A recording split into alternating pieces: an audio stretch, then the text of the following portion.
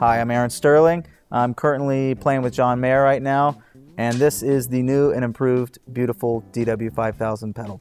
It's probably the only thing that I have kept in terms of a drum set that I've always played. I'll always buy the 5000. Always buy the 5000. And honestly, a lot of other guys I know play these pedals. This is like one of the few items that seems to be like super industry standard.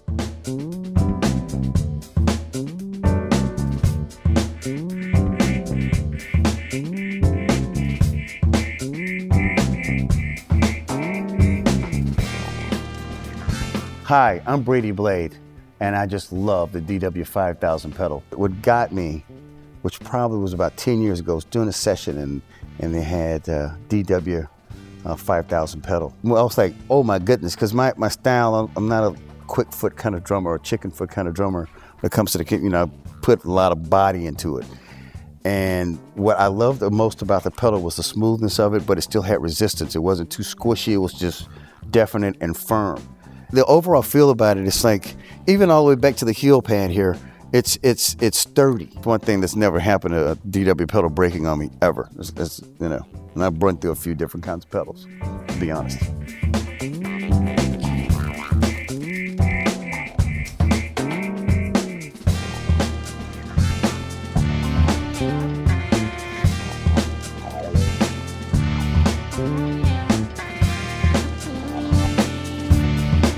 Hi, I'm Chad Wackerman.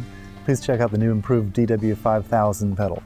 Yeah, so I was playing DW5000 pedals before I even played with Frank Zappa, but it was on the Zappa tour in '82 that when John Good was my drum tech, that we came up with actually the first double pedal. It was a prototype, but it worked for the whole tour. It was quite amazing, and you know, I've always really loved the feel of the 5000s with the cam, you know. Even from that very, very first double pedal that I had in '82, there was never any repair to it. You know, even as funky as that old thing looked, you know, there was never a problem with it. I've gone out on whole tours with just one pedal, because I know even my double pedal, I can make the left side the right side if actually the right broke, but it never has. They're completely reliable.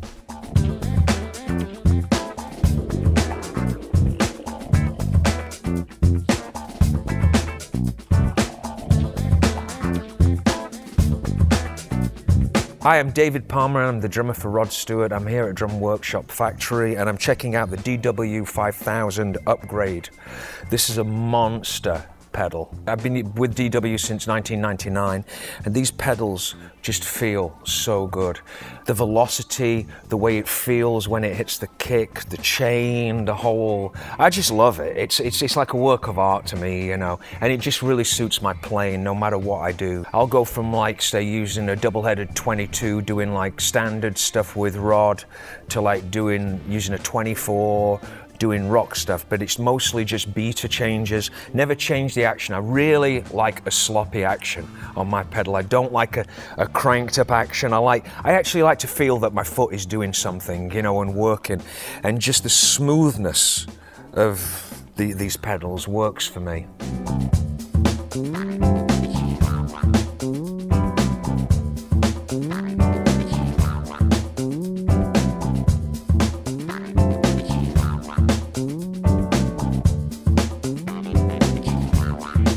Jeff Campitelli here from the Joe Satriani Band. Really digging the new DW5000 pedal. New and improved, and man, is it smooth. The first double pedal, going back. First double, it wasn't your first double pedal. I'm sure it was probably, because it was in production, I bought it at my local music store. No, but seriously, we were going in the studio with Satriani, it was a long time ago, maybe '86 or something like that, right? And I had my my DW5000 single pedal hooked up to the kit, and Joe brought in at rehearsals this song called Satch Boogie. And I was really inspired to learn how to play double bass, but I didn't have another bass drum. So I went to Leo's Music in Oakland. Know it well. And yeah, and and I bought the double pedal that was the accessory that hooked on. That's right. Seriously, 2 days later, I tracked Satch Boogie, which is a very fast double bass shuffle. It was so smooth, you know, it blended right in, and we got it in a few takes, and I went in the control room and I listened and I went, man, that makes me sound good. So it definitely helped my career. I had that 5000 pedal for ages, and I just adored it. So now that I heard that you were coming out with a new and improved 5000, I was very excited. Well, thank you for blazing the trail here.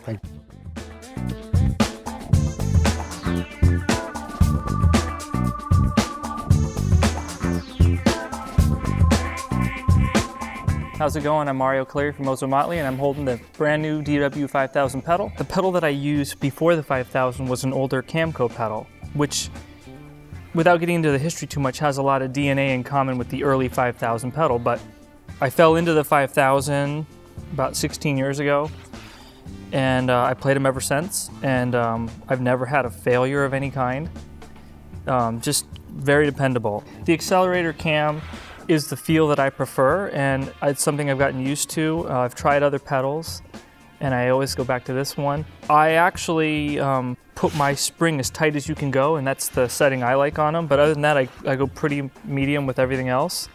I've tried the 9000s, which are really nice, and I know guys who swear by those, but for me, they're a little too glassy, and they're just a little bit too good. So I like that there's a little more drag on this one, especially on the rebound. In the case of DW, they're always making things better. So I'm looking forward to giving the new one a go. This is pretty cool because of the fact that obviously bass drums are not flat, they're curved.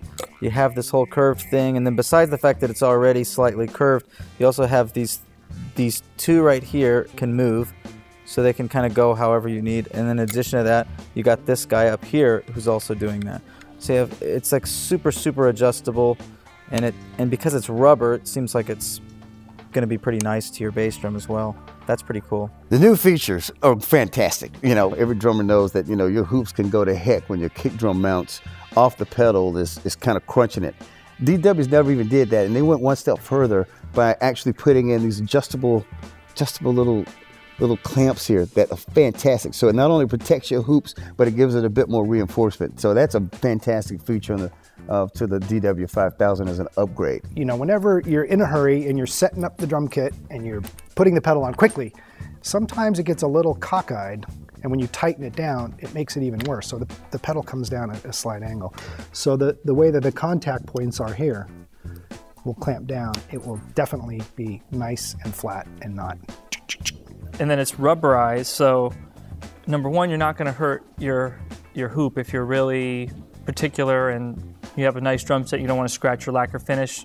I know some guys are really picky about that. But I think more importantly, just functionality-wise, this seems to me like it will accommodate and it automatically adjust to the differences that are out there in terms of hoop size and thickness. This clamp is just monster. You know, I can't, that's just, it looks so solid and total gorilla-fied. I know this'll like get me through like a year of shows, just this one pedal. This is amazing. So obviously this is like gonna do the same thing in terms of keeping your pedal from moving, but you're not gonna have the Velcro on the bottom, which if you have a dog in the studio, by the way, I've noticed that you can collect an immense amount of dog hair on the Velcro, so this is kind of nice that you won't have to deal with that. The Velcro thing was cool, you know, especially for guys that had their stuff in the same place in a touring situation, but sometimes, you know, you're ripping it up. So they got rid of the Velcro thing, which made just a non-slip pad, which I think is great, and you got the option of putting Velcro on, which is great. I like that a lot because, let me tell you why.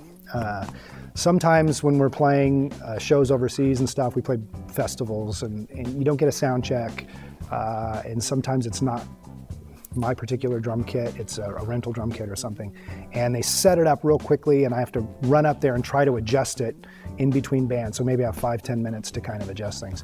When the Velcro pedals are stuck to a carpet, it's really hard to reach down and, you know, grab them and then move it just a little bit and put it back down. So I think this is going to be a much better feature to be able to, it'll stick good enough when you're playing, but then if you need to make a quick adjustment, you can do that. I am not a fan of the Velcro on the pedals, and I think there's probably a 50-50 amount of drummers who might be. I don't know, but I always take it off. And then I'm relying on the toe clamp and then the spikes, which do a very good job for me. Now they've added this sort of, it's almost like a skateboard deck type material to the bottom, which isn't going to stick like Velcro, but it will give you some added friction. So I think this is really smart, and I know that it's not going to drive me crazy like the Velcro. So if you weren't a fan of the Velcro, I think you'll dig this, and if you are a fan of the Velcro, I think you're still going to get pretty close to that functionality with this product. Yeah, this is pretty ingenious. This has always been a fixed thing, and then as the pedal's moving, it's moving. Not a ton, but just slightly, clearly keeping it as smooth as possible. That's really cool. It just looks like it's gonna, especially when you hit your max there, you can see that. It just goes right back, so it's more responsive to the spring, it seems like to me. I mean, the pedals are already so smooth. I've always been able to pull them straight out of the box and start playing and get through the gig just fine. You know, maybe spring tension a little bit here and there, but by having this swivel even more, you can see where it goes in, it just makes it that much smoother, you know? I don't know, it's hard to improve on something that was kind of perfect to begin with and kind of a classic, you know? I mean, I still have my old pedals and they're wonderful, but after messing around with this one a little bit, man, it's cool.